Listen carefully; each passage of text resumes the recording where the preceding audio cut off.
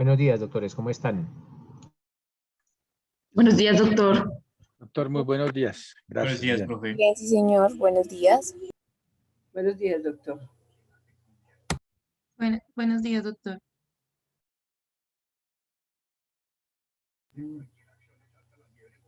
Pues no le hago. Así tocaron mucho. Bien, pues. Glorita, tu micrófono.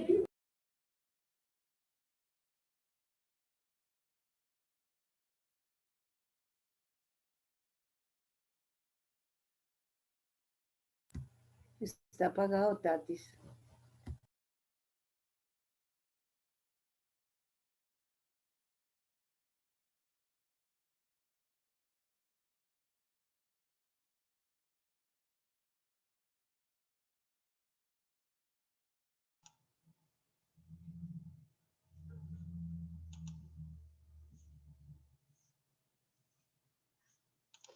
Bueno, mis doctores, ¿qué vamos a ver el día de hoy? Bueno, primero que todo, ¿en qué quedamos el día jueves? ¿Cuál fue el tema que dejamos como planteado, doctores?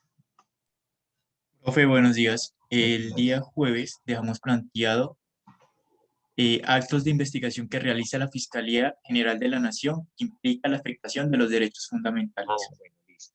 Entonces, vamos a empezar con esos actos de investigación que realiza la Fiscalía General de la Nación y que siempre implica la afectación o que se invadan derechos fundamentales. La primera que vamos a consagrar, mis doctores, es una audiencia o una diligencia judicial que practica la Fiscalía que se denomina como diligencia de allanamiento y registro. Ojo, diligencia de allanamiento y registro.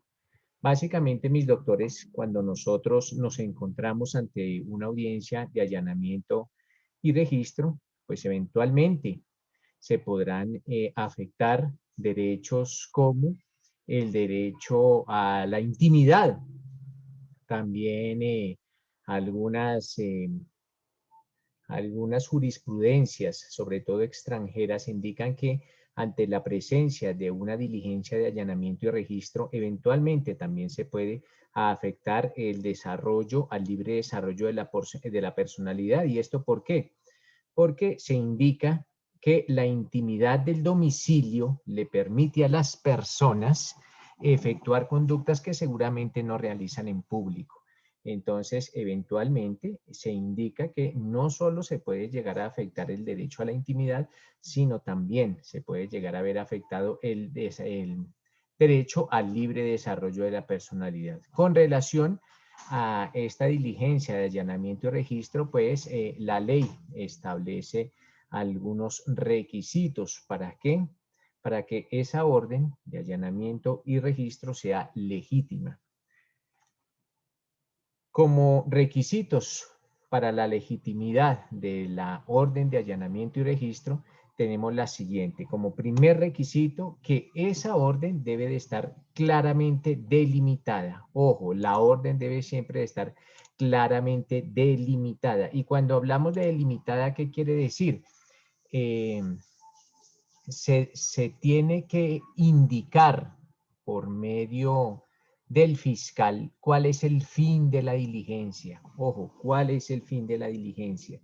Sí, el fin de la diligencia es recaudar elementos materiales probatorios, evidencia física o información legalmente obtenida, o si por el contrario puede llegar a ser otro fin del diligenciamiento de la diligencia, la captura del procesado, indiciado, acusado, condenado o eventualmente, doctores, a veces las dos, no solo la captura del procesado, sino también el recaudo de elementos materiales probatorios, evidencia física o información legalmente obtenida. Lo importante, doctores, es que se encuentre claramente delimitado cuál es el fin de la diligencia.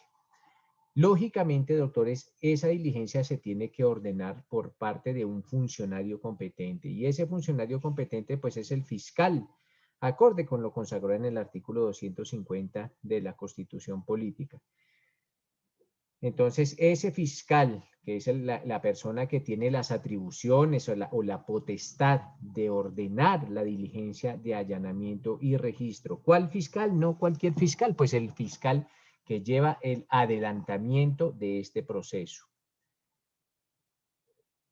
Bueno, les decía también que aparte de estar claramente delimitado el fin de la diligencia, la orden de allanamiento también debe estar debidamente motivada del por qué se va a realizar esa diligencia de allanamiento y registro en ese inmueble.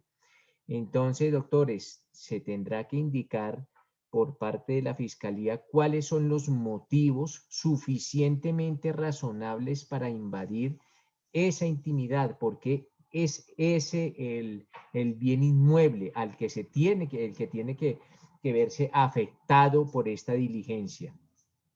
Tendrá que indicar eventualmente que en ese inmueble existen evidencias relevantes para el esclarecimiento de los delitos o cuál es el motivo por el cual se va a adelantar la diligencia en ese inmueble. ¿En qué horario se va a realizar la diligencia? Básicamente estos son los aspectos que se deben de consagrar al momento de que el fiscal dé la orden de realizar esta clase de diligencias judiciales.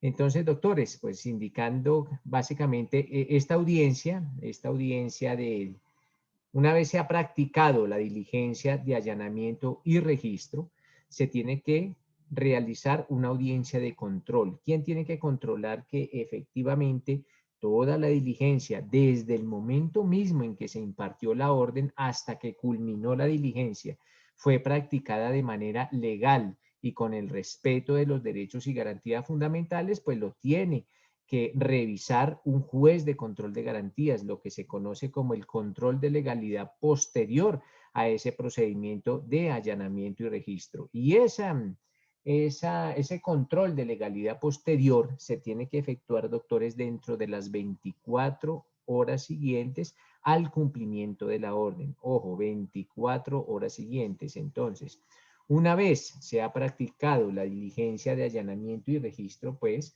la Fiscalía cuenta con 24 horas para que un juez de control de garantías revise la legalidad de ese procedimiento.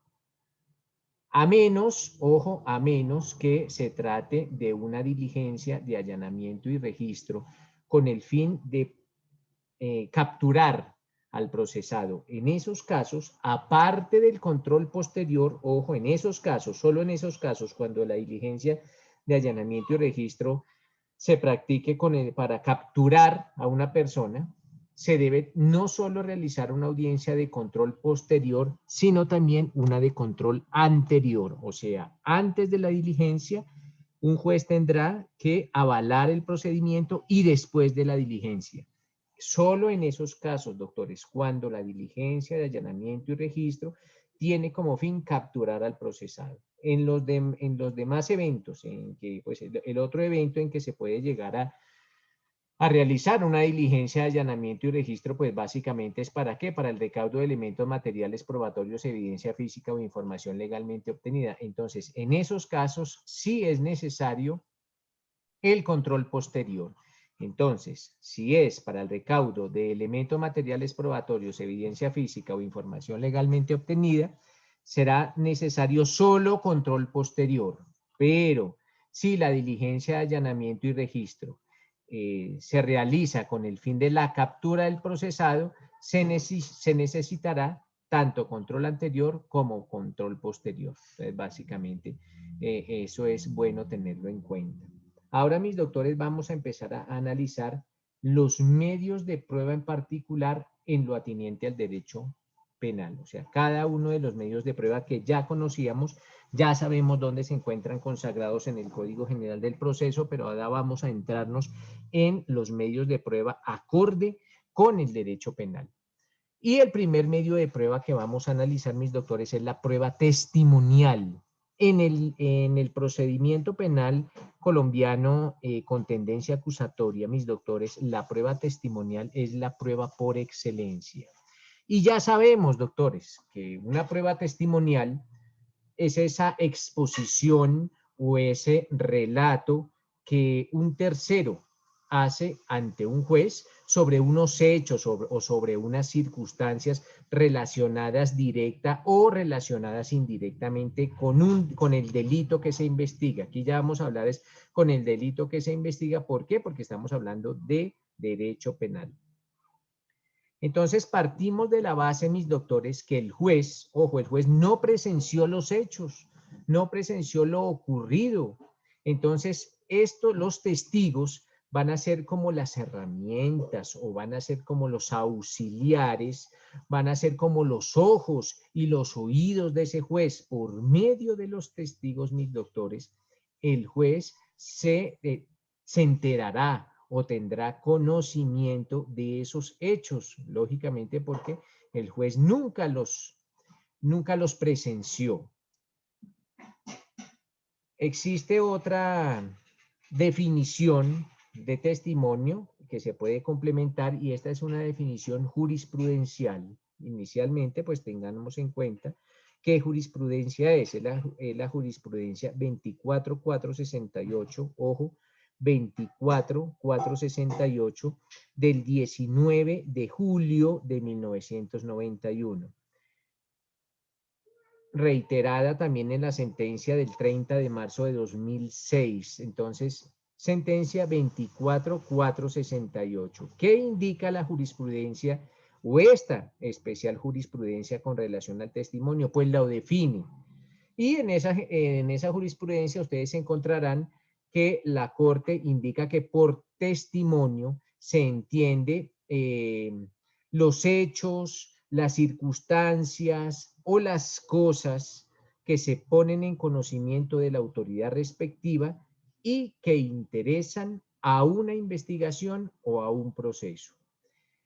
Entonces, esa es como la definición jurisprudencial. ¿Dónde la encuentran mis doctores? En esa especial jurisprudencia que les indiqué. ¿Qué nos dice Antonio? Profe, Cuénteme, hombre Antonio. profe, es que le quería hacer una pregunta Claro. respecto al tema anterior en el cual usted mencionaba el horario, respecto a la legalidad de la orden de allanamiento y registro. Pues tengo entendido que esto que se debe practicar dentro de un horario de 6 de la mañana a 10 de la noche. Pero mi pregunta es debido a qué, ¿por qué no se puede hacer después de estos lapsos? No, de hecho sí se puede hacer, Antonio. Lo que pasa es que en la mayoría de los casos se tendrá que realizar en esos horarios. ¿Por qué? Porque en esos horarios la afectación a la intimidad es menor que en la noche. Es más que obvio que si a nosotros nos registran nuestro allanamiento en horas de la noche, la afectación es mayor. ¿Por qué? Porque la mayoría de gente duerme a esa hora. Sin embargo, Antonio, en ciertos casos, la diligencia se tendrá que hacer en las horas de la noche, pero el fiscal deberá de argumentar del por qué se tiene que realizar la diligencia en horas de la noche. Un ejemplo. Si nosotros vamos a recaudar o si la Fiscalía General de la Nación va a recaudar elementos de prueba en un establecimiento de comercio que funciona en horas de la noche, por ejemplo, en un prostíbulo, si estamos investigando el delito de trata de personas. Entonces, y si van a recaudar elementos materiales probatorios y si tiene conocimiento que ese prostíbulo funciona en horas de la noche, pues lo más lógico es que realicemos o que la Fiscalía realice el procedimiento en horas de la noche, pero se tendrá que argumentar del por qué o si se va a recaudar elementos de un casino o de cualquier establecimiento de comercio que funcionen en horas de la noche. Entonces, no solo es ese horario que nos dice Antonio, es preferiblemente. Sin embargo, ¿por qué? Porque se afecta menos la intimidad, Antonio. Pero, ojo, se podrá en algunas eventuales circunstancias y en algunas especiales circunstancias, como les digo, se tendrá que realizar la diligencia en horas de la noche, siempre y cuando, lógicamente, se encuentra debidamente argumentada del por qué se va a realizar la diligencia de allanamiento y registro en horas de la noche. ¿Listo, Antonio? Listo, profe, muchas gracias. Vale, perfecto. Entonces les decía a mis doctores que el testimonio es uno de los elementos de prueba o de los medios de prueba más importantes en el sistema penal colombiano. ¿Por qué? Porque a la final, mis doctores, todos y cada uno de los medios de prueba que se practiquen, ya sean peritajes, ya sean inspecciones judiciales y los testigos mismos como tal, las entrevistas, pues todas tendrán que ingresar al proceso por medio de quién, del testigo. Entonces, un ejemplo, si en un proceso penal regido por la ley 906 del 2004 se practica un dictamen pericial, pues tendrá que ir el perito a la audiencia de juicio oral para incorporar ese dictamen. ¿Y cómo lo hace? Pues mediante un testimonio.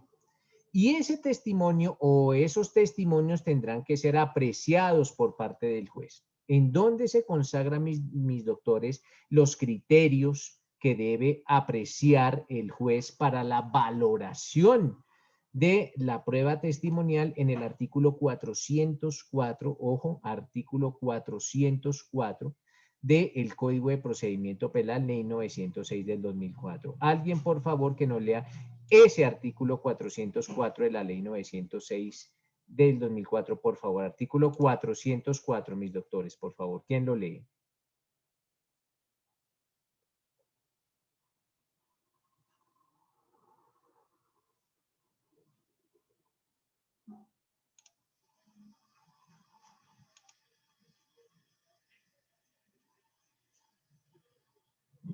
Entonces, nadie lo lee, entonces yo iré aquí a Marta. Marta, por favor. Marta Cecilia, léame el artículo 404, por favor. Artículo 404. Apreciación del testimonio. Para apreciar el testimonio, el juez tendrá en cuenta los principios técnicos científicos sobre la percepción y la memoria, y especialmente lo relativo a la naturaleza del objeto percibido, al estado de sanidad del sentido o sentidos por los cuales se tuvo la percepción, las circunstancias del lugar, tiempo y modo en que percibió los procesos de rememoración, el comportamiento del testigo durante el interrogatorio y contrainterrogatorio, la forma de sus respuestas y su personalidad. Perfecto. Entonces, doctores, esos son los criterios consagrados en el Código de Procedimiento Penal. ¿Para qué? Para que el juez valore el testigo. También hay que reseñar, mis doctores, acorde con lo que se había indicado en clases pasadas, que en derecho penal, mis doctores, existe el deber, ojo, el deber de declarar. Si ustedes, para no leerlo, si ustedes observan el artículo 383 de la ley 906 del 2004, en ese artículo se dispone que toda persona está obligada a rendir bajo juramento el testimonio que se le solicite en juicio oral y público y como prueba anticipada, salvo las excepciones constitucionales y legales. Entonces, mis doctores, allá se consagra como un deber, ojo, no es un derecho, sino un deber el rendir testimonio. Entonces dicen que, de hecho dice que toda persona es obligada, entonces aparte de un deber casi que es una obligación, mis doctores, y es una obligación que rendir el testimonio que solicite el juez en el juicio oral y público o en ocasiones como prueba anticipada. Ustedes, bueno, más adelante vamos a tratar de enunciar en qué consiste la prueba anticipada en el derecho penal. Salvo, mis doctores, entonces, toda persona está obligada a declarar, salvo las excepciones constitucionales. Mírese, mis doctores, que es la misma Corte Constitucional en sentencia número C069 de 1994. Ojo, sentencia de la Corte Constitucional C 069 de 1994, la que indica que ese deber o esa obligación de rendir testimonio nacen del deber de solidaridad, ojo, del deber de solidaridad y del deber de colaboración para con la justicia, acorde con lo consagrado en el artículo 95 de la Constitución. ¿Y cuáles son los eventos de excepción o cuáles son las excepciones al deber o al requisito de rendir testimonio? Pues ya lo habíamos analizado cuando estudiamos la inmunidad penal, que está consagrada en el artículo 33 de la Constitución Política, y no solo en el artículo 33 de la Constitución Política, sino se desarrolla en materia penal en el artículo 8º, ojo, artículo 8º de la Ley 906 del 2004. Entonces, espérenme, me remito, mis doctores, a ese artículo 8º en el cual se indica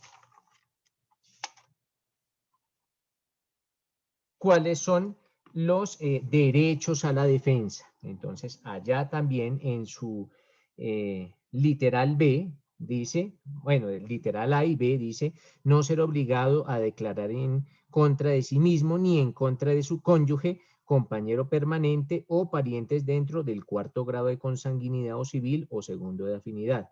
Y literal B dice, no autoincriminarse ni incriminar a su cónyuge o parientes dentro del 4º grado de consanguinidad o 2º de afinidad.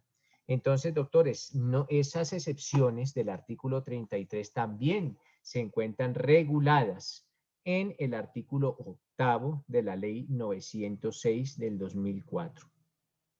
Entonces, tengamos como norte que es deber y es obligación de todas las personas rendir el testimonio en el juicio público. Y que las excepciones a rendir el testimonio, mis doctores, se encuentran consagradas en la Constitución y en la ley. Y básicamente en la Constitución, en lo normado en el artículo 33. Este artículo 33, si lo quieren ahondar también, podrán revisar la sentencia C-1287 del 2001. Ojo, sentencia C-1287 del 2001, en donde se hace un estudio a todas y cada una de las excepciones para rendir testimonio. Con relación a las excepciones, mis doctores, la misma Constitución ha analizado a partir de dos conceptos ese derecho que tiene la persona de, si se encuentra en alguno de los casos contemplados en el artículo 33, no rendir testimonio. Esos dos conceptos que se tienen en cuenta en el artículo 33 se denominan el concepto de solidaridad íntima. Ojo, solidaridad íntima. Y asimismo el concepto de solidaridad familiar. Entonces, con base en esos dos conceptos, mis doctores, es que se desarrolla el artículo 33 de la Constitución. Ojo, concepto de solidaridad íntima y concepto de solidaridad familiar. ¿Y en qué consiste, mis doctores, la solidaridad íntima? La solidaridad íntima se indica por parte de la Corte, que es quien la definió, es la tendencia natural del ser humano de autoprotegerse. Es la tendencia natural del ser humano de evitar sufrir daño. Eso lo encuentran en la sentencia esa 1287 del 2001. Entonces, es esa tendencia natural del ser humano de autoprotegerse y de evitar sufrir un daño. Entonces, en eso consiste, mis doctores, la solidaridad íntima. Y la solidaridad íntima se ve reflejada en ese derecho que tiene la persona a no declarar contra sí mismo. Entonces, cuando hablamos del derecho a no declarar contra sí mismo, hablamos del concepto de solidaridad íntima.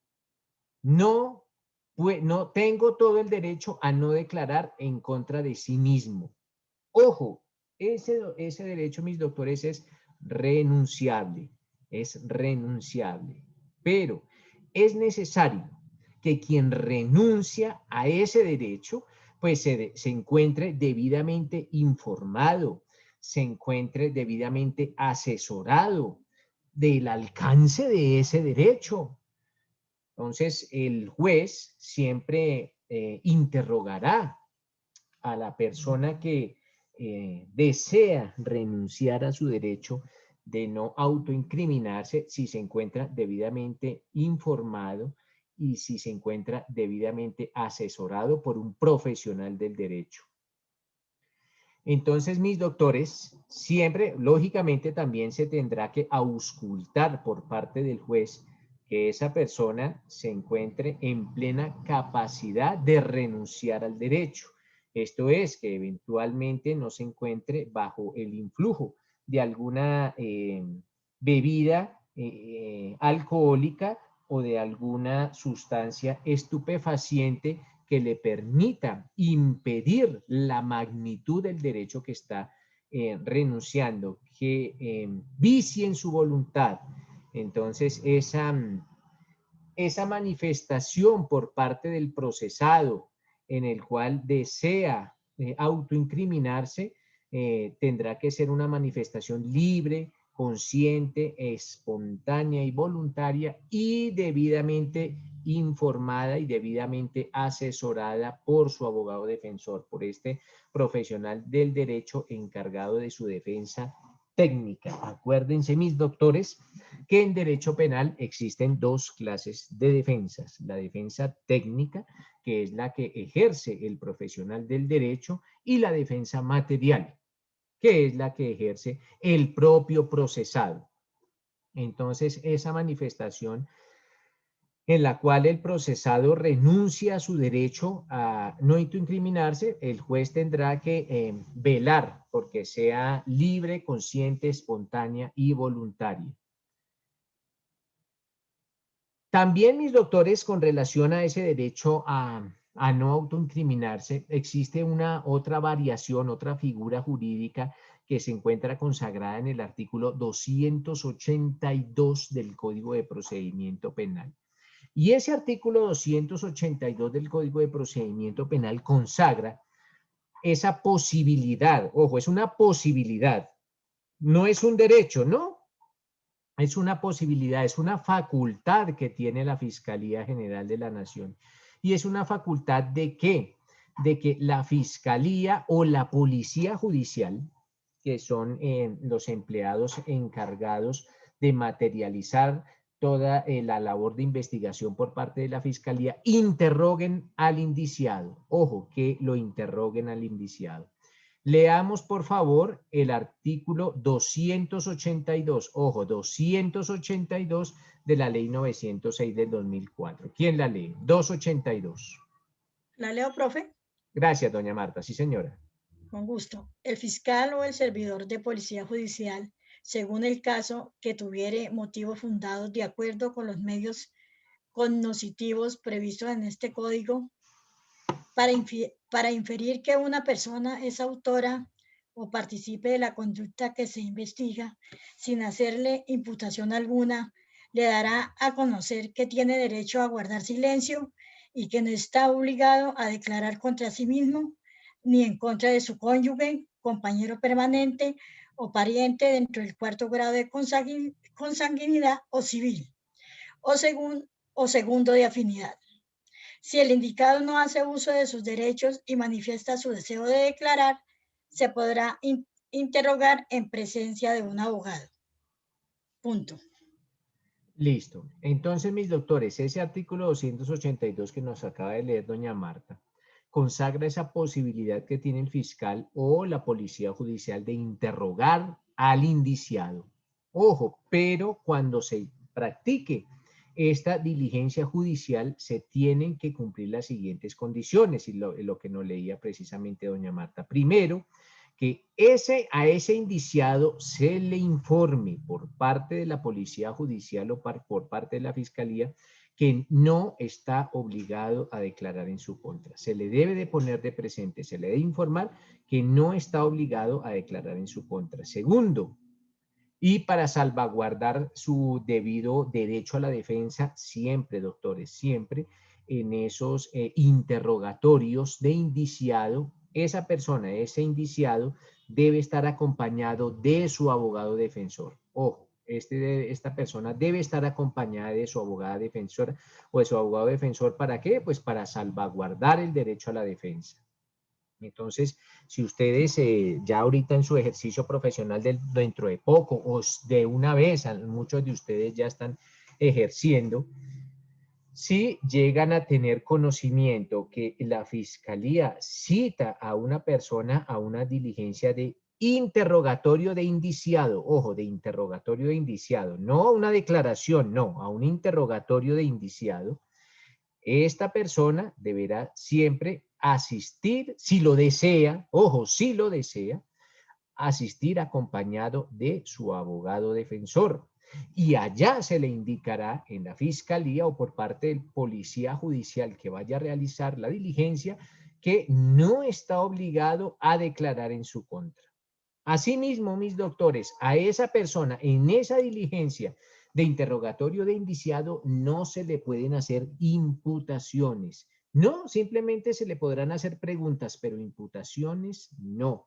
No se le podrá indicar que cometió un delito o que presuntamente cometió un delito o que es el autor de un delito o el coautor o el cómplice o el interviniente. No, no se le podrán hacer esas imputaciones. Esa posibilidad, mis doctores, esa posibilidad que tiene la fiscalía, es una posibilidad, está dentro de las herramientas con que cuenta la Fiscalía General de la Nación para realizar sus actos y labores de investigación. Esa posibilidad que tiene la Fiscalía de escuchar al indiciado en interrogatorio la tiene que manejar con mucho cuidado. Ojo, la Fiscalía tiene que ser muy cuidadosa al utilizar esa herramienta.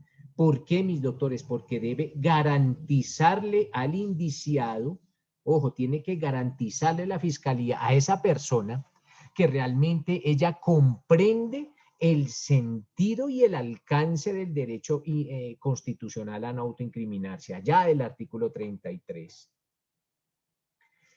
Aunque, miren mis doctores, como otro punto, aunque lo que exprese el indiciado, lo que diga el indiciado ante la Fiscalía General de la Nación, es una información legalmente obtenida, por eso yo hablo de elementos materiales probatorios, evidencia física o información legalmente obtenida. Entonces, toda la información que brinde el indiciado en la diligencia de interrogatorio, pues va a ser obtenida legalmente. Pero, ojo, esa persona no está obligada a declarar en el juicio. Podrá estar obligada, claro, pudo haber asistido a la diligencia de interrogatorio que lo citó la Fiscalía. Entonces la Fiscalía, yo soy el indiciado, ojo, yo soy el indiciado, la Fiscalía me cita a una diligencia de interrogatorio, yo asisto junto con mi abogado y rindo una información. Pero yo como indiciado no estoy en la obligación de ratificar en juicio esa información, porque en el juicio podré ejercer mi derecho a guardar silencio. Yo soy el procesado, también tengo derecho a guardar silencio. Yo pude renunciar a ese derecho en la Fiscalía, pero en el juicio digo, no, ya no. Lo renuncié ya como para suministrarle alguna información a la Fiscalía, pero hoy en día en el juicio no.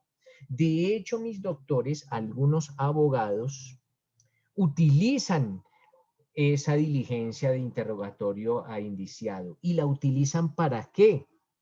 A ver, doctores, si ustedes tienen conocimiento que contra su cliente se está adelantando una investigación penal por parte de la Fiscalía, pues, bueno, y ustedes los contratan para esa defensa, lo primero que ustedes van a buscar de su cliente es que no caiga preso.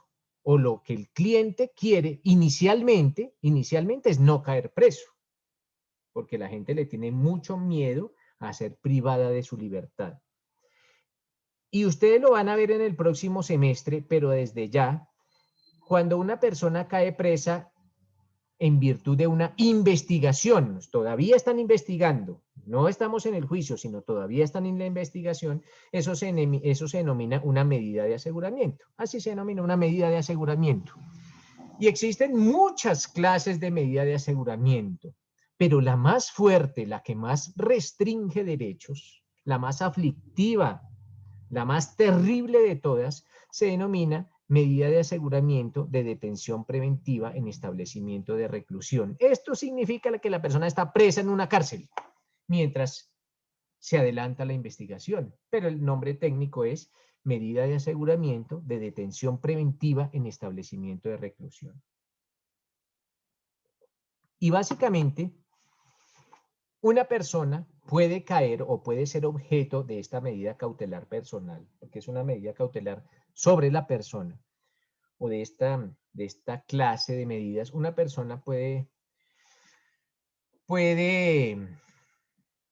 ser,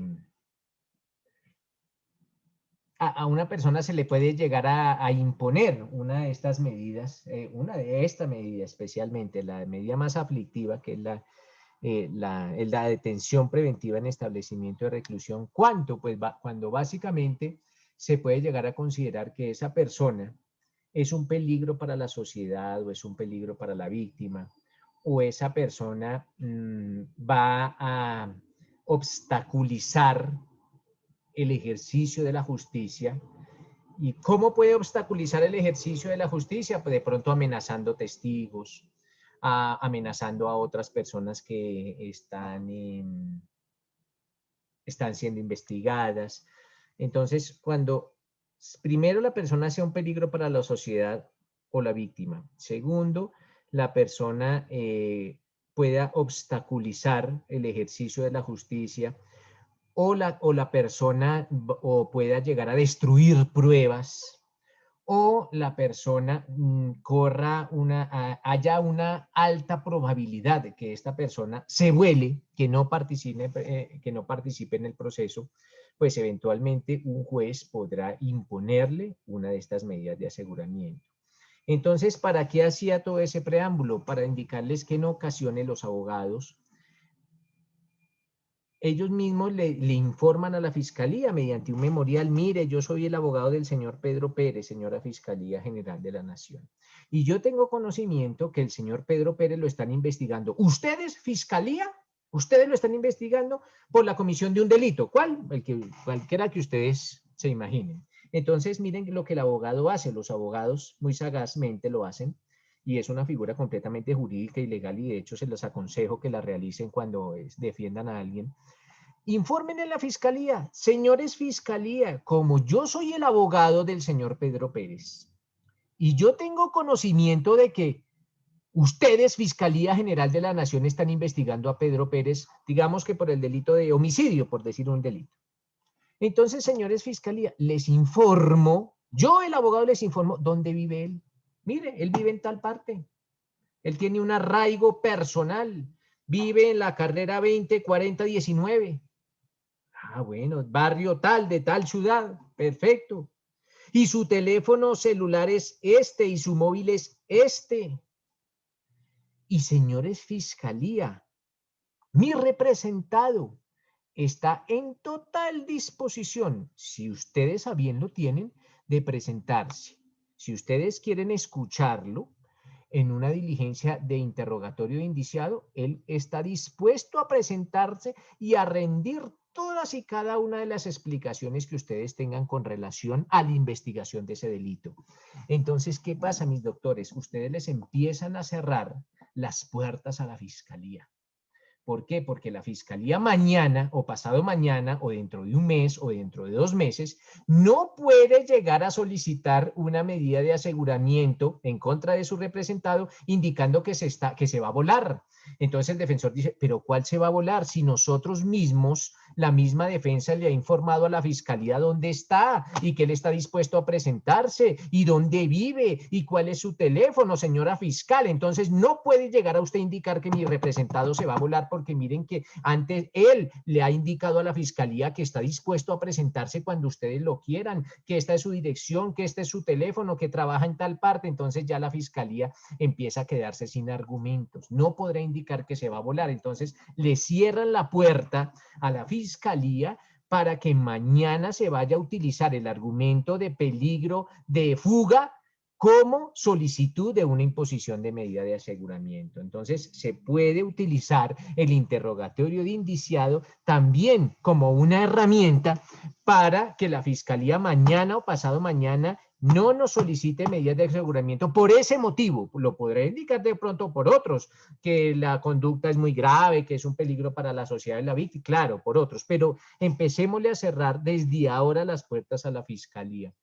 Estos son como estrategias de defensa, como formas de empezar a estructurar una debida defensa y pues siempre tendientes a que nuestro representado no esté preso. Pues ya si en últimas nos tocó defenderlo con privado de la libertad, pues así lo haremos, sino que es más difícil defender personas privadas de la libertad porque los clientes son un poquito, y con lógico, un poquito más insistentes cuando están privados de la libertad, porque lo primero que quieren que quieren es recobrarla.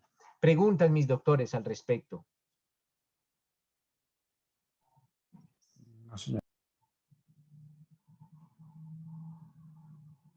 Listo, mis doctores. Entonces, les decía que... Doctor, una preguntita. Sí, cuénteme, Beder.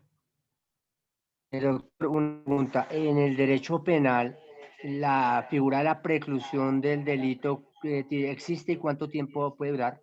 No, Beder, la preclusión está consagrada en el artículo 332 del Código de Procedimiento Penal y allá hay muchas causales de preclusión. Entonces, si usted se adentra en la investigación del Código Penal y más exactamente, espéreme, le digo de pronto, puedo estar equivocado, pero yo creo que es el artículo 332. Mire, entonces el 332 nos indica preclusión de la investigación, 331 y 332. Allá están consagradas todas y cada una de las causales por las cuales la Fiscalía puede precluir una investigación. Precluir investigación es archivar el proceso. Entonces, si se llega a materializar alguna de las causales consagradas en el artículo 332, el fiscal podrá solicitar, ojo, solicitar el archivo del proceso, el archivo definitivo del proceso que se denomina la preclusión de la investigación ante un juez y el juez pues considerará si efectivamente es viable o no la preclusión del proceso. Y la prescripción del proceso ya ustedes la conocen, la vieron en su derecho penal y básicamente es el tiempo máximo consagrado en la ley para cada delito, nunca podrá ser inferior a 5, nunca podrá ser inferior a 20, superior a 20, existen algunos términos de prescripción que son 30 años, existen algunos delitos que son imprescriptibles como los denominados delitos de lesa humanidad. Entonces, pero eso ya es de su derecho penal general, pero sí está consagrado un archivo del proceso si se llega a materializar o nace a la vida jurídica alguna de las causales consagradas en el artículo 332 B. Muchas gracias, doctor. Vale. ¿Alguna otra pregunta? ¿Profe? Sí, ¿quién? Antonio, profe. Antonio, cuénteme. Profe, es que me surgió una, en el caso anterior que usted exponía que, bueno, se puede hacer muchas cosas para evitar la reclusión del cliente. No, En el caso de Antonio, ¿la qué? reclusión. Lo que estábamos hablando era de la imposición de medidas de aseguramiento. Sí, exacto. Qué pena, es que confundí el término. Ah, sí. Y si esta persona se vuela, la fiscalía puede, no sé, iniciar algún proceso contra uno. ¿Cómo así? A ver, explíqueme. Es decirlo así, la fiscalía dice, bueno, el abogado defensor sí, efectivamente realizó maniobras para evitar que su cliente terminara. No, pero es que eso es legal, Antonio. Eso no son maniobras, eso es su ejercicio de la defensa. Usted tiene que convencer al juez que su cliente no es un peligro para la sociedad, que su cliente no es un peligro para la víctima, que sobre su cliente no existe un riesgo de fuga o que su cliente no puede obstaculizar la justicia ni destruir pruebas. Si eventualmente la fiscalía solicita la detención de esta persona, indicando que puede fugarse. Y usted dice, no, ella no puede fugarse. Mire, nosotros estamos prestos a acudir a la fiscalía cuando ellos quieran, no solo a la fiscalía, sino a los juzgados. Tanto así que aquí en mi poder tengo 4 o 5 memoriales con el sello de recibido de la fiscalía en donde les estoy informando la dirección de mi proceso. Bueno, la carreta no, la carga argumentativa respectiva. Y si Antonio dice, y si eventualmente él se vuela, pues eso es problema de la fiscalía, Antonio, eso ya no es problema de nosotros. Ya la fiscalía mirará cómo soluciona su problema, pero no podrán decir que nosotros dijimos mentiras. No, nosotros simplemente estábamos ejerciendo nuestro derecho a la defensa. El derecho a la defensa, pues buscando siempre que sobre nuestro cliente no recayera esta cautela tan invasiva como lo es la restricción de su libertad, Antonio, pero no pueden hacer absolutamente nada. De hecho, esto es una guerra argumentativa, eso es un proceso penal, una guerra argumentativa. ¿Listo, Antonio? Listo, profe, gracias. Vale, perfecto. Entonces les decía a mis doctores, pues básicamente en ocasiones se utiliza ese interrogatorio de indiciado, ¿para qué? Para empezar a cerrarle las puertas a la Fiscalía General de la Nación en el evento en que se vaya o que uno ya va como avisorando como defensor cuando eventualmente se podrán a solicitar alguna clase de medidas de aseguramiento. Pero bueno, volvemos a la solidaridad íntima. Entonces, ojo, la solidaridad íntima es eso, no declarar en contra de sí mismo. No declarar en contra de sí mismo. El otro enunciado sobre el cual descansa el artículo 33 de la Constitución Política se denomina la solidaridad familiar. Ojo, solidaridad familiar. Y la solidaridad familiar, mis doctores, parte de la base que la familia es la célula básica de la sociedad. Ojo, la célula básica de la sociedad acorde con lo consagrado en el artículo, aquí de una vez vamos haciendo un pequeño repaso de derecho constitucional. Alguien, por favor, que me lea el artículo 42, ojo, 42 de la Constitución Política. ¿Por qué, mis doctores? Porque ustedes saben que todo el derecho colombiano, indistintamente de cuál área del derecho estemos tratando, tiene que estar soportado en la Constitución y en tratados y derechos internacionales ratificados por Colombia. Entonces, esa solidaridad familiar se encuentra soportada inicialmente en el artículo 42. ¿Qué nos dice, mis doctores, ese artículo 42 de la Constitución Política? Artículo 42. Gracias, doña Dice, Marta. con gusto, profe. La familia es el núcleo fundamental de la sociedad. Se constituye por vínculos naturales o jurídicos, por la decisión libre de un hombre y una mujer de contraer matrimonio o por la voluntad responsable de conformarla. Listo. El Estado y la sociedad garantizarán la protección integral de la familia. La ley podrá determinar el patrimonio familiar inalienable e invariable. La honra, la dignidad y la intimidad de la familia son inviolables. Las relaciones familiares se basan en la igualdad de derechos y deberes de la pareja y en el respeto recíproco entre todos sus integrantes. Gracias, doña Marta. Entonces, doctores, sí, bueno, esa unidad familiar, esa célula básica de la sociedad, eventualmente podría verse afectada si las personas son obligadas en contra de sus parientes más cercanos. Entonces, si se obligara por parte de la ley a declarar en contra de los parientes más cercanos, pues es más que obvio que la unidad familiar se puede ver afectada. Entonces, mis doctores, este concepto de solidaridad familiar está, bueno, también hay que acotar, mis doctores, que la solidaridad familiar es un derecho renunciable. Ojo, este también es renunciable, es un derecho al cual se puede renunciar. Yo tengo potestad de declarar o no declarar en contra de mis familiares más próximos. Es un derecho completamente renunciable. Pero ¿qué es lo que se busca cuando la persona renuncia a ese derecho de la solidaridad familiar? Entonces, mírense como las diferencias, mis doctores.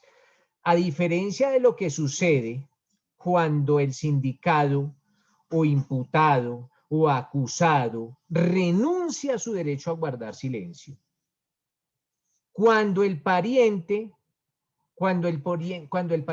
renuncia, lo que quiere es colaborar con la justicia. Colaborar con la justicia.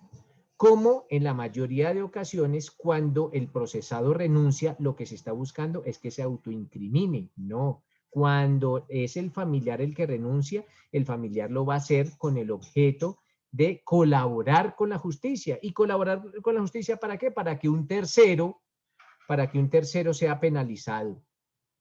O para indicar algunos aspectos relacionados con la investigación que se adelanta en contra de ese familiar íntimo. Entonces, hace énfasis, mis doctores, la solidaridad familiar al respeto a la familia como célula integrante de la sociedad.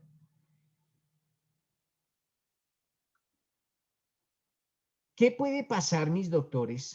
Ojo, ¿qué puede llegar a pasar en un caso hipotético? Porque nosotros acá podemos tener los conceptos muy claros, pero los problemas nos van a surgir es allá en la práctica. ¿Qué pasa, doctores, si la fiscalía está adelantando una investigación por la presunta comisión de un delito y nos llaman a nosotros? No como interrogatorio indiciado, sino nos van a practicar una entrevista. Ojo, una entrevista, somos unos testigos. Cuando la fiscalía nos cita entrevista es porque somos testigos. Cuando la fiscalía nos cita interrogatorio es porque somos los indiciados. Ojo con esas diferencias. Si la fiscalía o la policía judicial nos va a citar a una entrevista es porque somos unos testigos y la fiscalía necesita adelantar la investigación, y pues adelantar la investigación, pues resulta obvio que necesita escuchar la fiscalía a los testigos, a ver qué informan. Eso se llaman entrevistas. Pero cuando es interrogatorio es porque somos los sospechosos, por decirle de alguna forma, los sospechosos de haber cometido el delito. ¿Qué pasa si a nosotros nos cita la policía judicial, mis doctores, para una entrevista? Entonces, para la fiscalía nosotros somos testigos. Nos citan a una entrevista. Nosotros asistimos, es nuestro deber hacerlo, en virtud con la solidaridad y en virtud con la colaboración que todos los ciudadanos colombianos le deben prestar a la debida administración de justicia. Nosotros asistimos a la entrevista. Y la entrevista por lo general la hacen policía judicial. Personas que tienen, ya sean de la Fiscalía o de la Policía Nacional, pero que tienen funciones de policía judicial. Entonces nos sientan allá en un escritorio y nos empiezan a hacer algunas preguntas que ¿qué sabemos con respecto a unos hechos? Si somos testigos, si llegamos a observar algo, o si no lo observamos, o de qué nos enteramos. Somos los testigos. Ojo, pero la Fiscalía nunca nos dijo que la persona que estaban investigando era pariente de nosotros. Nunca nos lo dijo. Entonces, citó la fiscalía a Pedro Pérez a escucharlo en una entrevista, lo escuchó, pero la fiscalía no le dijo, ojo, aquí el sospechoso es su hermano, o su papá, o su mamá, o su hijo. Y esa persona simplemente rindió su entrevista, porque es su obligación, pero nunca se le puso de presente por parte de la fiscalía que el indiciado era un familiar próximo. Entonces, la pregunta es, eventualmente, ojo, eventualmente esa entrevista tendrá algún valor. Ahora, ¿qué pasa si el funcionario judicial que realizó la entrevista conocía del vínculo y no nos dijo nada? O que no nos dijo porque no sabía que el procesado era nuestro hermano, por ejemplo. Entonces pueden pasar dos, dentro de la misma hipótesis que nunca nos dijeron nada, pueden pasar dos subhipótesis. La primera, que el funcionario que nos realizó la entrevista no nos lo dijo porque no sabía que el procesador era nuestro hermano, entonces por eso nos recibió la entrevista, o aún sabiéndolo, nos lo ocultó. Entonces, 5 minuticos para que lo mastiquemos y me levantan la mano y me dan la opinión que ustedes tengan con relación a ese caso. Entonces, en 5 minuticos nos vemos, doctores.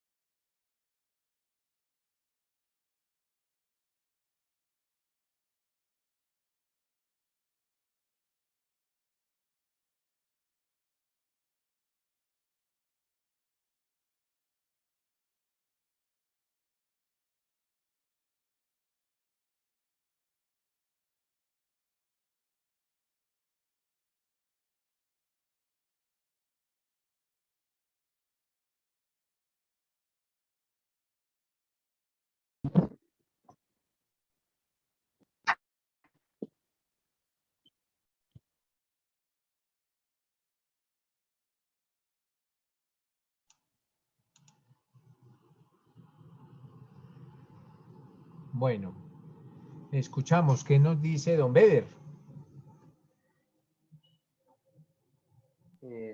Doctor, con respecto al artículo 33 habla de la inmunidad penal. Entonces nos dice que todas las personas Venga, Beder, deben de venga, ser... Beder. La pregunta es clara. No me diga qué dicen los artículos de la Constitución, Beder, porque yo sé qué dicen los artículos. O sea, no me repita los artículos porque yo los conozco. Dígame qué pasa si a uno lo citan a esa entrevista. En esos casos, pero no, no solo a usted, a todos no me digan, el artículo dice no. No, yo lo que dice el artículo ya lo conozco. Pero entonces, Beder, si usted sí entendió la pregunta, ¿no? Usted lo citaron como Claro, testigo. Sí, ¿qué pasa, Beder? Pues doctor, en este caso, si la persona no es informada, yo pienso que el testimonio, la entrevista es nula debido a que se violó el debido proceso. No se le informó a las personas de las formalidades del artículo 33. Vale, a eso, bueno, a esa es la pregunta. Pero entonces, Beder, acuérdese que habían dos casos. El primero, en el cual el investigador, digamos que fuera usted, la persona a la que le van a citar entrevista, el investigador no sabe que el procesado es su hermano, por ejemplo, y simplemente le recepciona la entrevista. O en el segundo caso, que el investigador sabe que es su familiar y le oculta esa información para que usted rinda la entrevista. Entonces se pueden presentar esos dos casos. Entonces, Beder, para tener claridad, tanto en uno como en otro, ¿sería nula la entrevista? Doctor, yo pienso que si en cualquiera de los dos casos es nula la entrevista porque se está vulnerando el artículo 33, que es el derecho a la impunidad penal. Vale, listo, gracias. ¿Qué nos dice Antonio? Profe, creo que antes de mí estaba don Julio. Hermanito, ¿qué nos dice usted, Ok, Antonio? vale. Listo, vale. Entonces, con respecto al caso, la primera hipótesis, tenemos que el fiscal omitió haberle mencionado que era pariente. Entonces, yo opino que esto se puede subsanar mencionándole el derecho que tiene la persona al rendir dicho testimonio en contra de su familiar. Y en el segundo caso, pues como el fiscal sí lo sabía y tenía conocimiento que eran familiares, este sería totalmente nulo. Vale, perfecto. ¿Qué nos dice don Edilberto? Muy buenas tardes a todos los compañeros, doctor. Buenas tardes. Doctor, es que, bueno, en este caso de entrevista, depende del tipo de la entrevista que sea nulo o no, pienso. Con mis palabras, pues yo tuve un inconveniente. Cierto caso, algunos años a mí me llamaron a la fiscalía a una entrevista y me dijeron, ¿usted sabe para qué está aquí? Digo, no sé. Digo, es que hay un decremento del patrimonio público por una consignación que fue efectuada por 160.000 pesos. Y usted la hizo, pero el documento es falso. Y yo le dije, pues, ¿qué tipo de consignación? Bueno, dije, bueno, si yo no hice ningún tipo de consignación, yo fui a una oficina de tránsito en donde me dijeron que hacían toda la gestión, pagué los derechos que pidieron, ahí era la adquisición de un pase y los derechos del pase. Y di la plata como tal y nos dijeron, aquí nos hacemos cargo de todo. Después de 6 meses fue que me llamaron que era una consignación falsa. Entonces, pues yo di todos los argumentos, cómo fue el suceso, yo pagué, me retiré, a los 15 días fui, reclamé mi pase y pues se suponía que todo estaba bien. Y me dijeron, ¿usted puede testificar? Yo le dije, claro, con todo gusto. Y era una entrevista. Entonces, pienso que en un caso de estos depende de la entrevista como se dé, pues yo vi que era una entrevista legal. Pero Edilberto, ¿qué tal?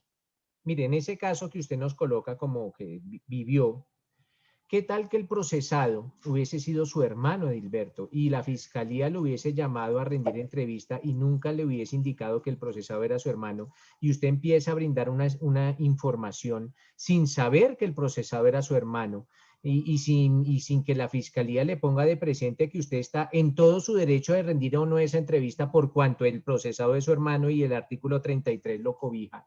Entonces, ¿usted qué pasaría en ese caso en que la fiscalía no le informó el primer evento o porque no quiso, o en el segundo evento o porque no sabían que era su hermano? ¿Ahí qué pasa? Es que aquí es muy fácil tener claro el concepto del derecho, pero los problemas nos surgen es ya en el ejercicio profesional. Entonces, ¿qué pasaría en esas hipótesis, Edilberto?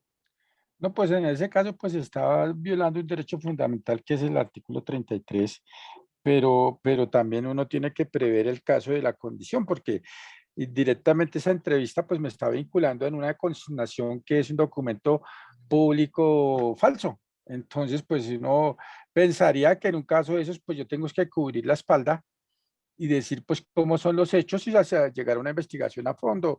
Pensaría que ese tipo de Edilberto, entrevista ¿sabe qué yo fue la lo que veo pasó? Que usted afortunadamente ahora sí es abogado, porque si la fiscalía hace eso y vuelve a hacer eso con usted y le dicen, venga, es que aquí usted hizo una consignación falsa, entonces usted le dice a la fiscalía, usted ya es abogado, usted dice, qué pena, si para ustedes, señor fiscalía, yo fui el que realicé esa consignación, yo aquí no debería estar para una entrevista, yo aquí debería estar es para un interrogatorio de indiciado, porque si ustedes dicen que yo soy el que hice la consignación mala, entonces para ustedes yo soy el indiciado. Y la diferencia entre una entrevista y un interrogatorio de indiciado es terrible.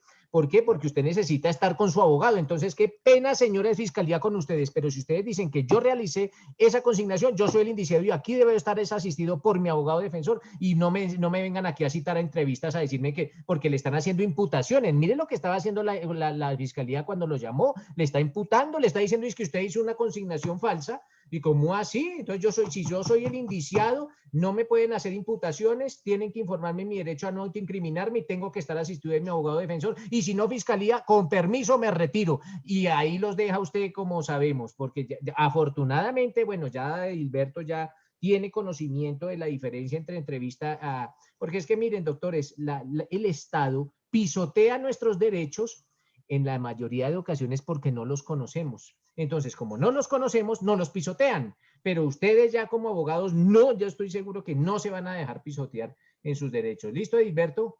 Gracias, doctor. Sí, señor. Listo. ¿Quién más?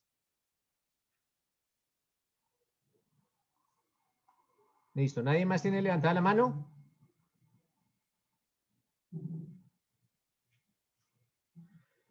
Listo, mis doctores. Entonces, básicamente, si la fiscalía o la policía judicial los cita a ustedes para una entrevista, ojo, estamos hablando de una entrevista. Y si es una entrevista, pues es una labor de investigación. Y lógicamente, esa labor de investigación se realiza antes del juicio.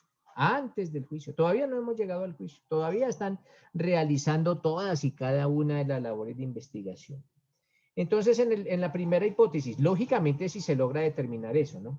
Si se logra determinar que el investigador no sabía, ojo, no sabía que el indiciado era su familiar, esa entrevista es completamente válida. Esa entrevista sirve dentro del proceso, sirve para la investigación. Si se logra determinar que el agente estatal no sabía cuál era el vínculo familiar entre el investigado y el entrevistado. Pero si se logra determinar que el entrevistado, que se sabía por parte del Estado que el entrevistado y el indiciado tenían un vínculo familiar próximo y no les indicó nada, pues será completamente ilegal esa entrevista. Ahora bien, doctores, indistintamente que la entrevista sea declarada legal o ilegal. En derecho penal, todos estos testigos a los que se les rinde entrevista tendrán que asistir a la audiencia de juicio oral. Acuérdense que por ahora esa entrevista es una información legalmente obtenida. No es nada más, ni siquiera es una prueba, ¿no? ¿Por qué? Porque en derecho penal solo son pruebas las que se practican en el juicio. Entonces, si a ustedes lo rinden a una entrevista y no les informaron, de pronto porque el investigador no sabía el vínculo estrecho familiar que existía entre el investigado y ustedes rinden la entrevista y se logra determinar que el Estado no sabía que de ese vínculo familiar, no pasa nada, esa entrevista es legal. Sin embargo, cuando ustedes vayan al juicio, podrán, ahí sí es obligación del juez decirle, usted tiene algún grado de algún vínculo de consanguinidad, algún vínculo de afinidad o algún vínculo civil con la persona que está siendo enjuiciada, y si ustedes dicen sí y está dentro de los grados del artículo 33, pues el juez les dirá, ustedes están en su derecho de rendir o no rendir ese testimonio acá en el juicio. Si ustedes dicen, la verdad no es mi deseo, me acojo al artículo 33 y no voy a rendir ningún testimonio, el juez no tiene por qué obligarlos y no tendrá ninguna consecuencia en su contra, y esa entrevista que alguna vez le oficiaron nunca se podrá ingresar al proceso, nunca la podrá conocer el juez. Entonces el juez no la podrá valorar porque no la conoció. No la conoció porque la única forma de rendir esa entrevista era por medio de ustedes. Entonces no se podrá conocer. Y pues nunca entrará al proceso, digamos, nunca hará parte o formará parte integral del proceso y por eso el juez no la podrá valorar. ¿Qué nos dice Antonio? Profe, a raíz de lo que su merced me comenta, me surge la duda, y es que cuando la fiscalía realiza estas entrevistas, no sé si por protocolo, lo desconozco, ellos deben manifestar si uno tiene algún parentesco con el investigado. Antonio, debería ser así, pero en ocasiones esas personas ni siquiera saben quién es el investigado. ¿Por qué? Porque hasta ahora están averiguando. O sea, saben de la comisión del delito, pero no saben quién es el investigado todavía porque hasta ahora está, digamos que, naciendo la investigación. Y en muchos casos las investigaciones nacen sin siquiera saber quién es el procesado.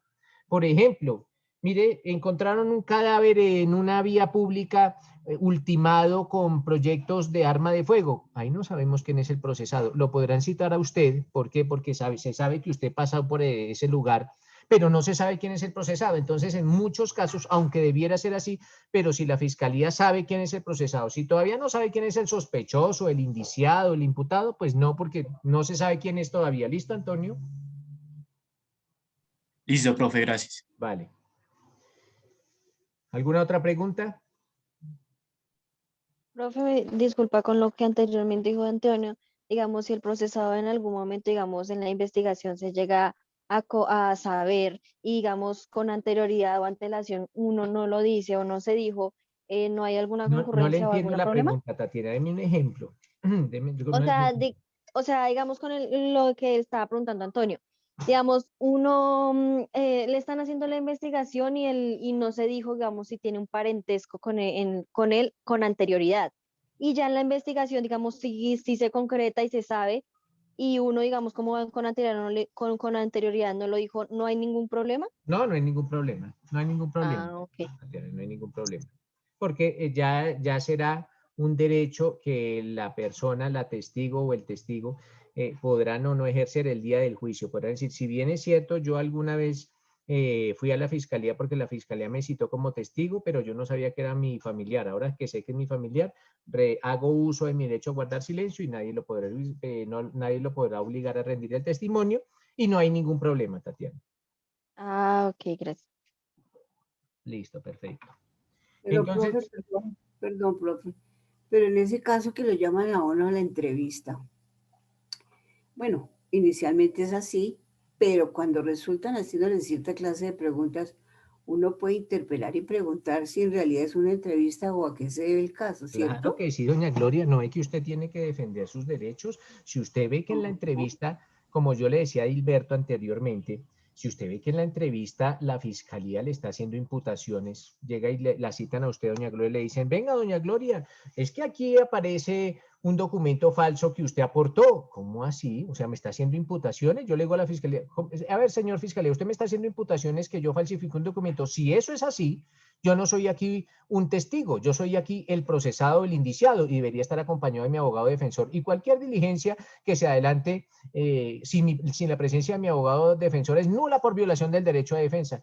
Ustedes son abogados, mis doctores, y ustedes están en igualdad de armas con la Fiscalía General de la Nación. Así la Fiscalía tenga mucho presupuesto y mucha infraestructura, ustedes son los abogados y algo que digo, pues, popularmente o en clase, si ustedes mismos, doctores, no defienden sus propios derechos, díganme con qué autoridad van a defender los derechos de otros. Entonces, siempre ustedes tienen que velar y estar muy pendientes de que ni a ustedes ni a sus representados, lógicamente, les vayan a violar ningún derecho o garantía fundamental. Y en caso tal que lo avisoren, que cuando ustedes no lo sabían o cuando ustedes no estaban presentes, se llegó a materializar alguna violación de derechos o garantías fundamentales, pues tendrán que declarar la nulidad de esos actos y la investigación tanto penal como disciplinaria de esos funcionarios. Esto no solo con la Fiscalía, sino también con la Policía General, con las Fuerzas Armadas, sobre todo cuando realizan capturas y cosas así, pues tendrán que estar muy pendientes que no se violen derechos y garantías fundamentales. Bueno, doctor, bueno, aquí para doña Gloria. ¿Listo, doña Gloria? Sí, doctor, muchas gracias, me quedó claro. Bueno, sí, señores. Entonces, ya tenemos claro qué es la solidaridad íntima y la solidaridad familiar. Entonces ya tenemos claro esos dos conceptos. Solidaridad íntima, nadie está obligado a autoincriminarse. Y la solidaridad familiar hace alusión a que nadie está obligado a declarar en contra de sus parientes próximos. Y sobre esos dos pilares descansan los derechos consagrados en el artículo 33 de la Constitución Política. Existe, mis doctores, otra fuente por la cual nace una excepción al deber de declarar. Y esa otra fuente se denomina el secreto profesional. Ojo, el secreto profesional.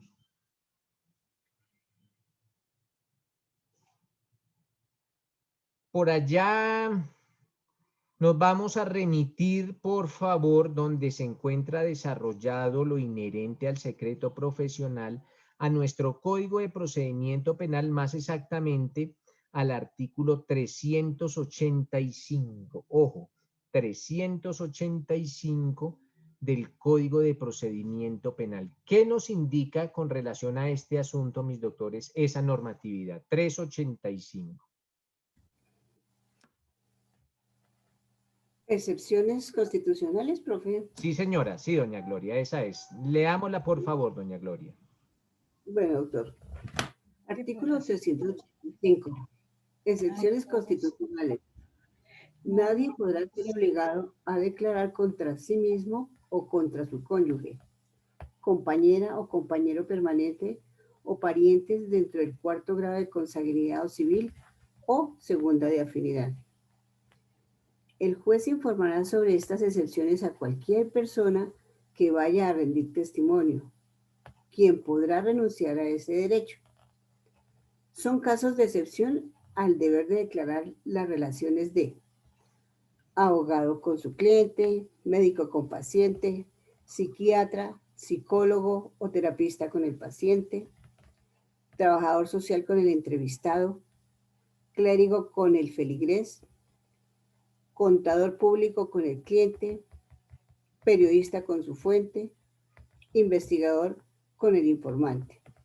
Punto, hasta ahí llegó, profe.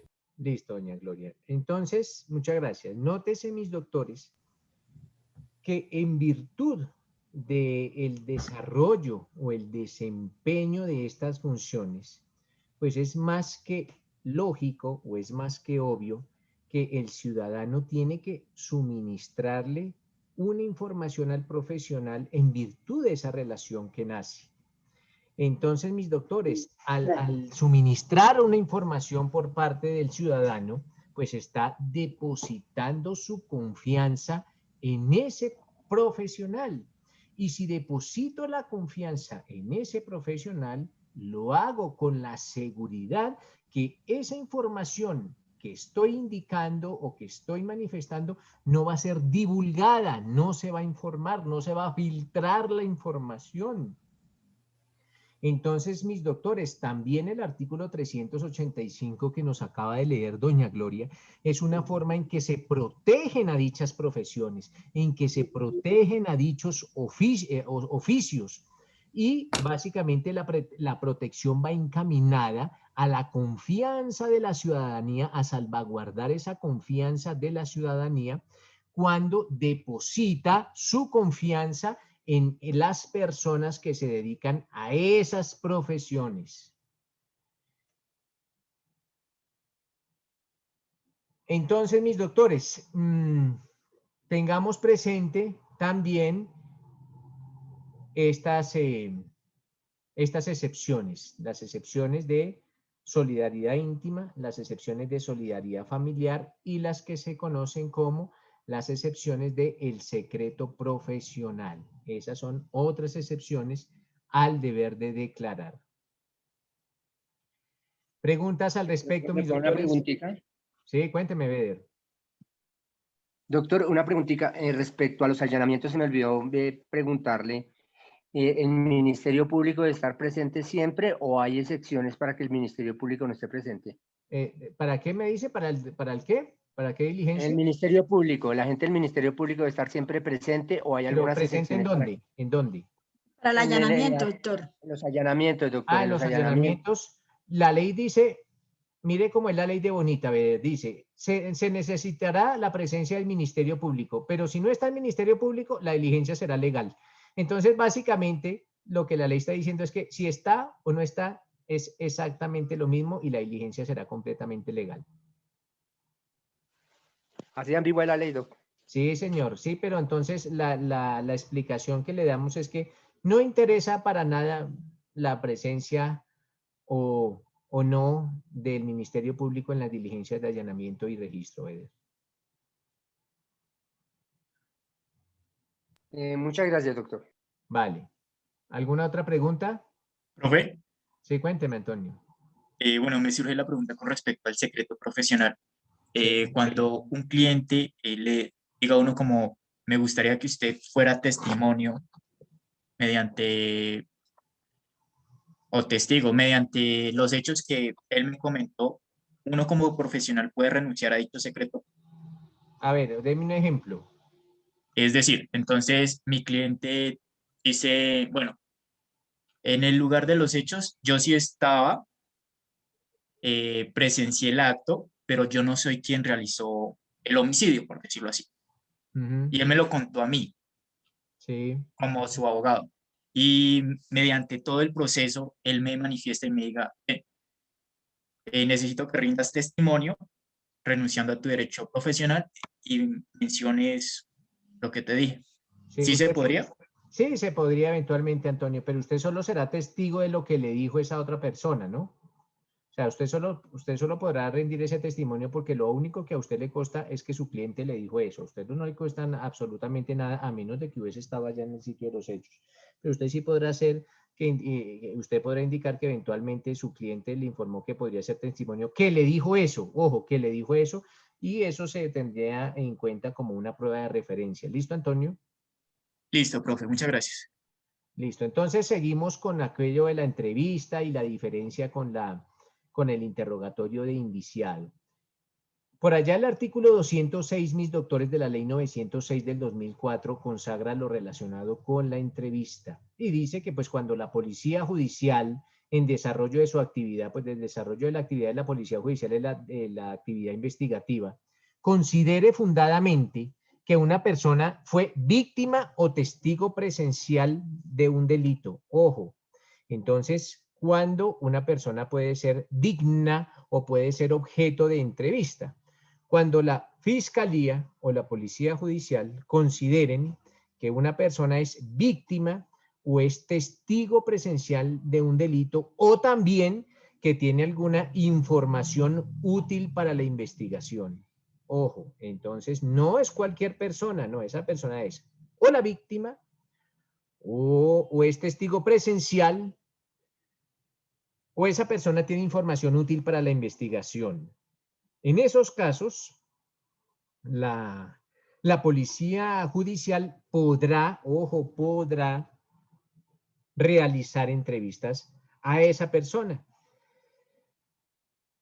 Entonces, básicamente,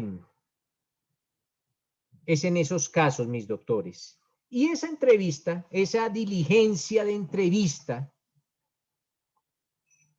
¿cómo la podremos definir o cómo la podemos plantear? Pues básicamente como ese acto de investigación que se realiza lógicamente atendiendo criterios de razonabilidad, porque, como les digo, no se puede entrevistar a cualquier persona, sino solo aquella de la cual se pueda pensar que tiene información útil, que es víctima, que estaba en el sitio de los hechos. Entonces, mis doctores, en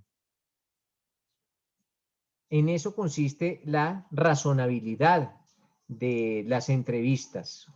En las actuaciones urgentes o en las actuaciones que se realizan, tan pronto el Estado tiene conocimiento de un delito, esto es, cuando llega la policía, se realizan algunas entrevistas que se conocen como labores de vecindario. Ojo, labores de vecindario. Las labores de vecindario, mis doctores, no constituyen entrevistas. Sí, de pronto pueden llegar a ser los motivos para realizar una entrevista posteriormente, pero las labores de vecindario no son entrevistas. De esas labores de vecindario podrán desprenderse posteriormente entrevistas, pero las entrevistas están reguladas en los artículos 205 y 206 de la Ley 906 del 2004.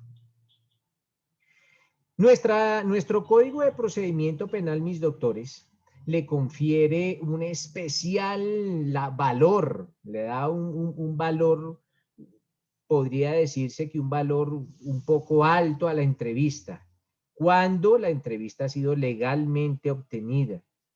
Y esa entrevista puede llegar a tener información que sirve de base para decisiones de limitaciones de derechos fundamentales. Acuérdense de la que hablamos hace un momentico de las solicitudes de medida de aseguramiento.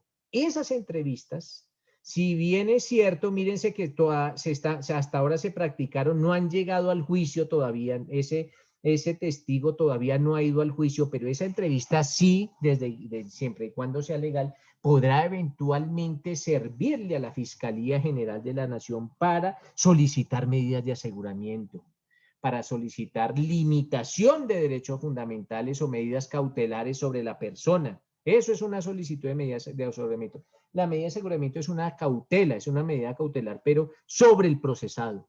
Entonces sí podrán utilizarse las entrevistas para eso, para la imposición de medidas de aseguramiento o lo que ustedes denominan medidas cautelares, pero básicamente lo que buscan es la limitación o la invasión de derechos fundamentales. Pues qué derecho fundamental más importante que la misma libertad.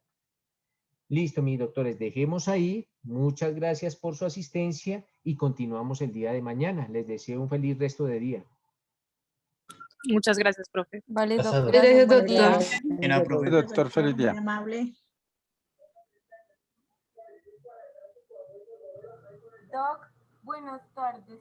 Buenos días. Ay, no. Doc. No. Cuéntame. Perdón, Doc.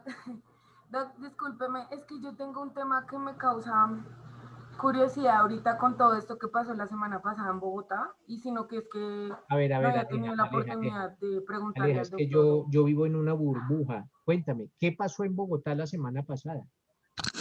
Bueno, hubo un tema, bueno, que no es secreto para nadie en los noticieros, y bueno, todo esto se difundieron que hubo tiroteos en Bogotá, robos y asesinatos, pero en caso Pero el Aleja, que... eso no pasa la semana pasada, eso pasa Todos los siempre. días. Eso pasa Bueno, sí, siempre. todos los No días, todos pero los días digamos hay que tiroteos y todos los días hay hurtos y todos los días hay muertos. sí, es verdad, Doc, pero bueno, lastimosamente es verdad. Pero digamos que hay un caso que a mí me genera mucha, como no sé, inquietud, curiosidad también. Es el tema del señor que, bueno, se abalanza sobre los dos ladrones y pues digamos que le quita la vida a uno y hiere al otro. Bueno, ¿Sí? No bueno, sé ese si el caso no lo doctor... conozco, pero según me lo cuenta, entonces un señor lo iban a robar y se defendió y mató a un ladrón y hirió al otro. ¿Sí? ¿Algo así? Sí, o sea, bueno, el caso como tal se ve en las imágenes del video Es que que Aleja, se yo no miro muestran, es, noticieros, entonces la verdad que estoy ignorante completo, pero entonces dígame cómo son los hechos. ok, bueno, entonces hay 3 personas en un vehículo como estacionado, no sé, en un cruce, semáforo, no sé por qué no se alcanza a ver. Tres hombres, donde al lado del piloto está un ladrón, pues, o sea, llega una persona que está con un casco y encañona a la persona que está al lado del piloto y pues digamos que les hurta.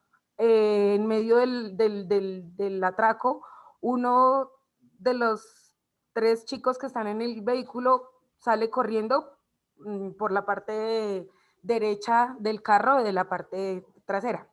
Entonces sale corriendo y al ver el ladrón esto, pues él se asusta y llega su cómplice en la moto y lo recoge y ellos ya, digamos, se van. Pero el que está de piloto decide bajarse del carro y se les abalanza encima y lo cual hace que ellos se caigan de la moto y él pues obviamente los agrede y en el medio del forcejeo el que iba manejando la moto sale a correr. Acto seguido el que está de copiloto se baja y lo agrede mientras que el otro forcejea con el que tiene el arma y ahí le propina 3 disparos. ¿Quién a quién? Pues, o sea, el piloto, la persona que estaba siendo atracada, le propina 3 disparos a la persona que lo estaba atracando. Pero ¿por qué es que no tenía armas? ¿Ah? ¿Con qué arma? Con la arma de la persona que lo estaba atracando. O sea, se la bueno, quitó bien. Del y forcejeo. con esa misma arma le propinó 3 disparos y se dirigió hacia donde estaban sus otros 2 amigos. Ya había llegado la tercera persona que salió corriendo y, bueno, lo estaban golpeando y ahí, digamos, le propina otro disparo y los amigos como que lo detienen para que él no siga disparando. Sí. Pero, bueno, eso es lo que se muestra en las imágenes y ya acto seguido ellos se van y pues así queda la situación. Pero a mí sí me da mucha curiosidad ahí si se pudiera, no sé, o sea, como si hay defensa propia, no sé, si hay exceso de fuerza, si ellos ya no representaban, para mí, pues no sé, ellos ya se iban, pero pues también digamos que todas las personas están de acuerdo respecto a que haya voy a asesinado hablar al algo ladrón. con Pues Aleja. yo no quiero inmiscuir mi opinión personal, porque no, eso no va al es que caso. nuestra opinión personal no sirve, a nosotros nos sirve nuestra opinión jurídica. La personal no interesa, es la jurídica. Exacto. Aleja, la defensa personal no existe. Ojo, la defensa personal no existe. Existe la legítima defensa, pero la defensa personal es cuando usted por allá aprenda cómo defenderse ante una agresión y le enseñen karate o le enseñen taekwondo. Eso es defensa personal, pero el concepto de defensa personal en derecho no existe. Lo que existe, Aleja, es un concepto que se denomina legítima defensa. Legítima defensa, esa es la que existe. Y la legítima defensa, Aleja, está consagrada en el numeral 6 del artículo 32, creo que está, 32. ¿Sí tiene ahí un código penal a la mano? No, pues yo virtual, pero ya lo busco.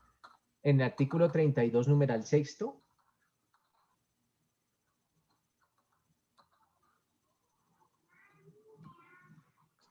Artículo 32, numeral 6.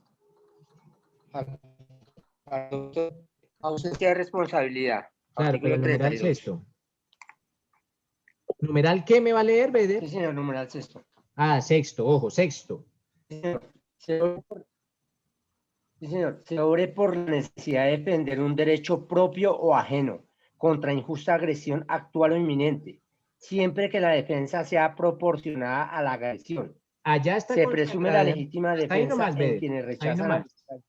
Hasta ahí nomás, Beder, porque la otra es la legítima defensa privilegiada. Pero, entonces, para Aleja, al principio podría pensarse que se trata de una legítima defensa, inicialmente. Sin embargo, ojo, por allá en el inciso segundo del numeral séptimo, ojo, en el inciso segundo del numeral séptimo, el Código Penal trae consagrada una figura que se denomina no exceso de fuerza, porque eso tampoco existe en el derecho penal. Lo que existe es un exceso en la legítima defensa. O sea, uno se puede defender, claro que sí, ante una injusta agresión grave e inminente. Claro que sí lo puede hacer, es un derecho. Pero así como nos leyó Beder, la agresión tiene que ser proporcional, la defensa tiene que ser proporcional a la agresión. Tiene que ser proporcional. Si no llega a ser proporcional, existe un exceso. ¿Un exceso en qué? Un exceso en la legítima defensa. Y el inciso segundo del numeral séptimo de ese artículo 32 dice que el que exceda los límites de las causales, bueno, son varias, pero dice el que exceda el numeral sexto, que es la legítima defensa. Ojo, el que exceda la legítima defensa incurrirá en una pena no menor de la sexta parte del mínimo ni mayor de la mitad del máximo. Esto quiere decir que es que cuando una persona se exceda en la legítima defensa, va a tener una pena, claro, va a tener una pena por el delito que cometa por haberse excedido en la legítima defensa, pero la pena será disminuida. ¿Listo, Aleja? La pena será disminuida.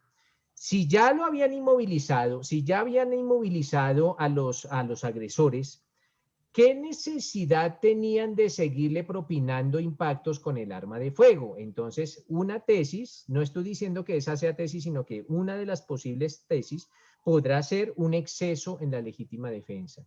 Y estas personas podrán eventualmente ser objeto de una condena, pero disminuida. ¿Listo, Aleja? Ah, ok, Doc. Es que eso era lo que yo pensaba. Yo sí creía que él debía ir responder por algo. Sí, aunque Gracias, Doc. eso es una posibilidad. Ya en el transcurso del proceso pueden pasar 1000 cosas, pero partiríamos de esa base, ¿no? Ok, bueno. Muchas gracias, doctor. Bueno, feliz día. Nos vemos mañana. Gracias, Doc, igualmente. El proceso de defensa.